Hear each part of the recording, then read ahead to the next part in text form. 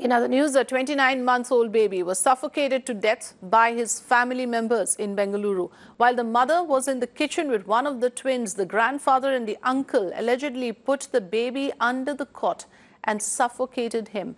The motive of the murder has not been ascertained yet. Shrija M is joining us on the phone line. Shrija, very disturbing visuals and a rather unusual story of family member actually killing a child in this manner. What can you share with us, please?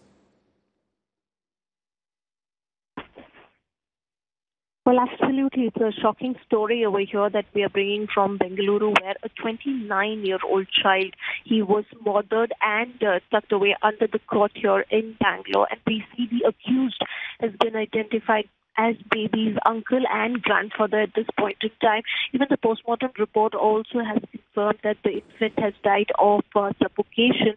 And we understand at this point in time is that the Prima Facie does talk about it was because of family feud. But since the police have registered a case of murder and they have recorded statements of the parents, including the accused as well, there are contradictory statements at this point in time, and that is exactly the reason why we see that the police are not able to arrive at a conclusion. So what we hear is that as far as Prima Facie is concerned, it is family feud, and that is exactly the reason why the grandfather and the uncle of the baby murdered him to death.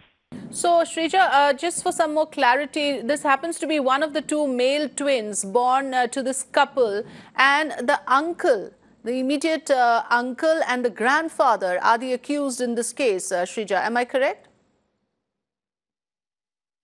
Well, absolutely, because remember, we're talking about how this particular family had constant fights, and we understand that the uncle and also we see that the grandfather wanted to take revenge on their own son and the son's wife, and that is exactly the reason why they wanted to smother the baby. But I remember we're talking about the statements that are differing from one another, and that is exactly the reason why we see the cops are unable to arrive at a conclusion as far as the motive of the murder is concerned.